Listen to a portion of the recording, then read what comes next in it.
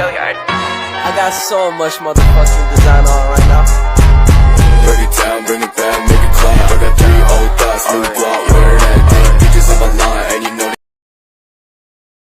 1. Sejarah berdirinya Daulah Abbasiyah. Pemerintahan Daulah Abbasiyah dinisbatkan kepada Al-Abbas, paman Rasulullah Shallallahu Alaihi Wasallam. Sementara khalifah pertama dari pemerintahan ini adalah Abdullah As-Sofa bin Muhammad bin Ali bin Abdullah bin Abbas bin Abdul Muthalib. Daulah Abbasiyah didirikan pada tahun 132 Hijriah atau 750 Masehi oleh Abul Abbas As-Sofa. Sekaligus beliau diangkat sebagai khalifah pertama. Daulah Abbasiyah lebih menekankan pada pembinaan peradaban dan kebudayaan Islam. Puncak kejayaan Daulah Abbasiyah terjadi pada masa Khalifah Harun ar-Rasyid pada 786 sampai 809 Masehi dan Al-Ma'mun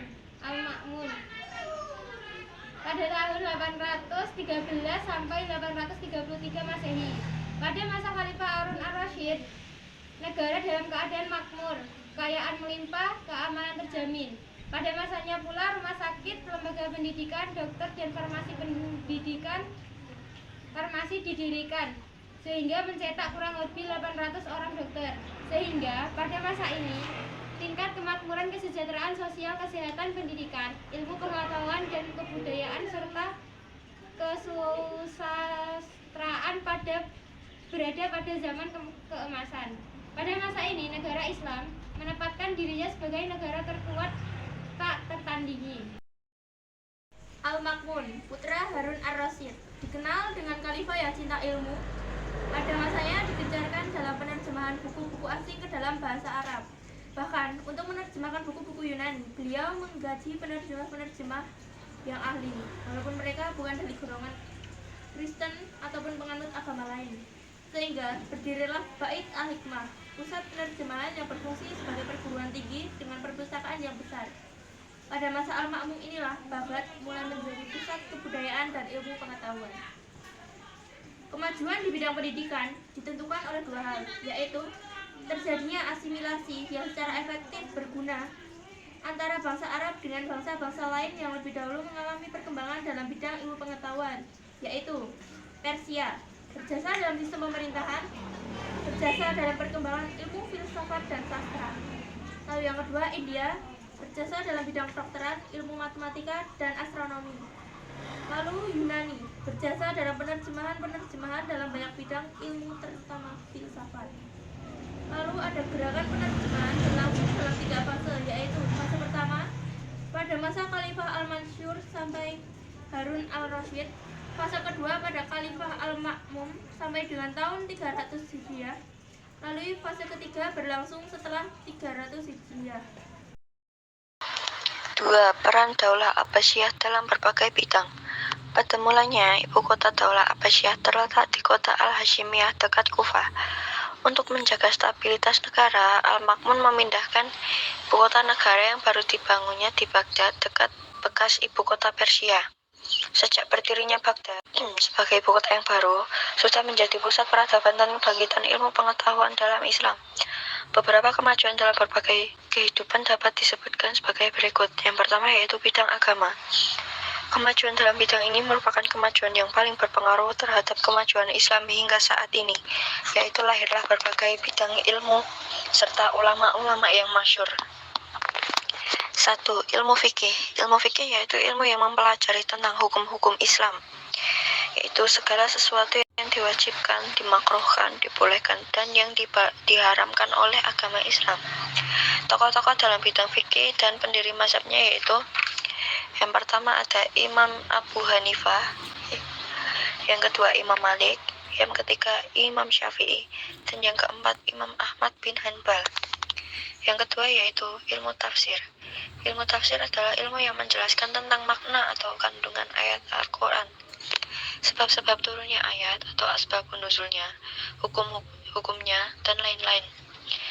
Adapun ahli tafsir yang termasyhur ketika itu antara lain A. Ibnu Jarir At-Tabari dengan tafsirnya Al-Quranul Azim sebanyak 30 juz, dan B. Abu Muslim Muhammad bin Bar Isfahani tafsirnya berjumlah 14 jilid.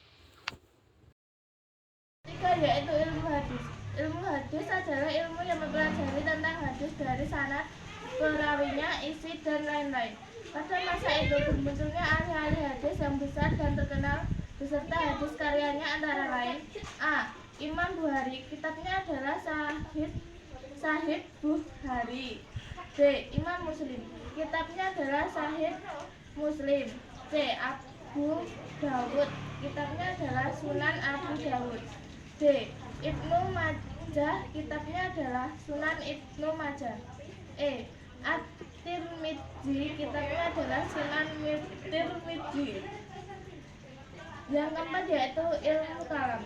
Ilmu kalam yaitu suatu ilmu yang mempelajari tentang ketuhanan dengan berdasarkan nalar atau logis. Tokoh-tokoh ilmu kalam yaitu A. Imam Abdul Hasan dan Imam Abu Mansur al-Matudiri. Tokoh Asy'ariyah. B. Wahsil bin Atta al-Jubai dan Abul Huzai al-Alaf, tokoh Mu'tazilah. Yang kelima yaitu ilmu bahasa. Di antara ilmu bahasa yang berkembang pada masa Daulah Abbasiyah adalah ilmu nahwu, ilmu syarah, ilmu bazan, ilmu ba'di, dan ardu. Bahasa Arab dijadikan sebagai bahasa ilmu pengetahuan di samping sebagai alat komunikasi antara bangsa. Di antara para ahli itu, ilmu bahasa adalah A. Imam Sibawai, karyanya terdiri dari 2 jilid setebal 1000 halaman. B. Abu Zakaria Al-Fara, kitab nahwunya terdiri dari 6000 halaman lebih. C. Al-Qiyasi. Bidang umum 1. Filsafat. Filsafat diartikan sebagai pengetahuan dan menyelidikkan dengan akal budi mengenai hakikat segala yang ada, sebab, asal, dan hukumnya. Di antara tokoh-tokohnya adalah A. Abu Isa Al-Kindi, B. Abu Nras Al-Fabri, C.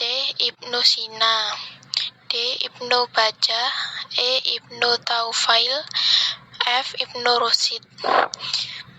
2. Ilmu kedokteran. Pada masa Daulah Abbasiyah, ilmu kedokteran mengalami perkembangan dan kemajuan, khususnya tatkala pemerintahan Harun ar-Rasyid dan khalifah-khalifah besar sesudahnya. Pada waktu itu, sekolah-sekolah tinggi kedokteran didirikan, sehingga banyak mencetak sarjana kedokteran. Di antara dokter-dokter muslim tersebut yang terkenal antara lain A. Abu Zakaria Yahya bin Musyim, seorang ahli farmasi di rumah sakit Jaturis Iran. B. Ar-Razi, tokoh pertama yang membedakan antara penyakit cacar dengan campak.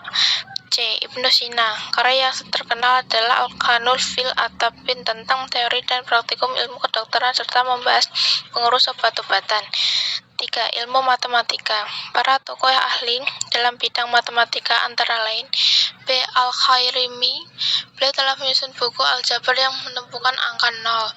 B. Abdul Wafa Muhammad bin Ismail bin Al-Bas. 4. Ilmu farmasi. Ilmu pengetahuan yang mempelajari tentang pembuatan obat-obatan disebut ilmu farmasi. Ahli farmasi pada masa Daulah Abbasiyah adalah Ibnu Baitar, dengan karyanya yang terkenal adalah Al-Mughni dan Jami' al-Mufradat al-Adawiyah. 5. Astronomi. Ilmu astronomi adalah ilmu yang mempelajari mengenai perjalanan matahari, bulan, bumi, dan perbintangan. Di antara ahli astronomi Islam adalah A. Abu Mansur Al-Falaki, B. Jabir Al-Batani, C. Raihan Al-Biruni. 6. Geografi. Ilmu adapun tokoh di geografi yang terkenal adalah A. Abul Hasan Al-Mas'udi, B. Ibnu Hurdazabah, C. Ahmad Al-Yaqubi, D. Abu Muhammad Al-Hasan Al-Hamadani.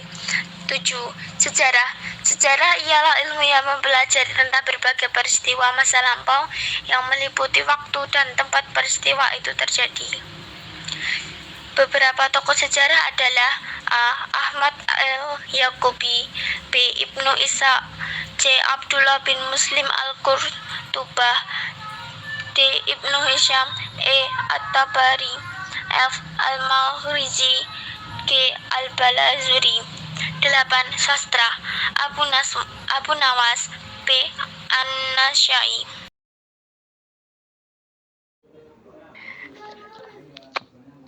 3. Faktor-faktor penyebab kemunduran Daulah Abbasiyah. Beberapa faktor yang menyebabkan kemunduran pada masa Daulah Abbasiyah adalah sebagai berikut.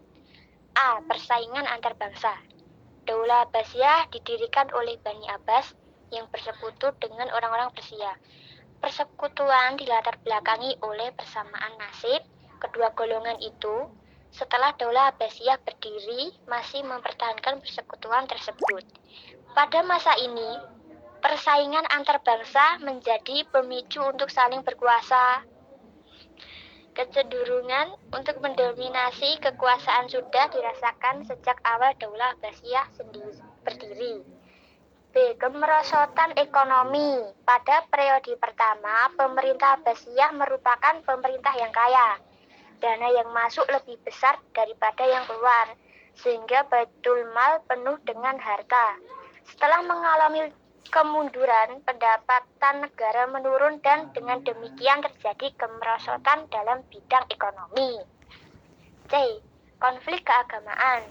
Pada periode Abbasiyah, konflik keagamaan yang muncul menjadi isu sentral sehingga mengakibatkan terjadi perpecahan.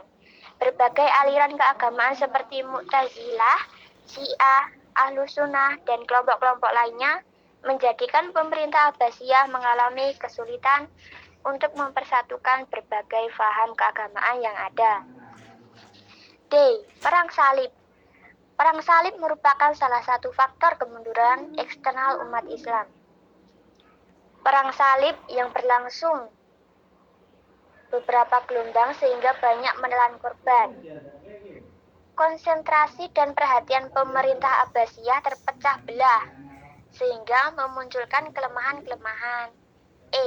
Serangan bangsa Mongol 1258 Masehi. Serangan tentara Mongol ke wilayah kekuasaan Islam menyebabkan kekuasaan Islam menjadi lemah. Apabila serangan dilakukan dengan pasukan Mongol yang biadab, menyebabkan kekuatan Abbasiyah menjadi lemah dan akhirnya menyerah kepada kekuatan Mongol.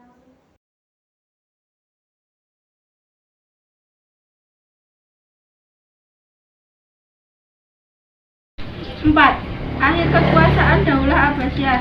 Akhir dari kekuasaan ialah ketika Baghdad sebagai ibu kota Daulah Abbasiyah dihancurkan oleh pasukan Mongol yang dipimpin oleh Hulagu Khan. Baghdad di bumi dihanguskan dan diratakan dengan tanah. Khalifah Daulah Abbasiyah yang terakhir dengan keluarganya, Al-Mu'tasim billah, dibunuh.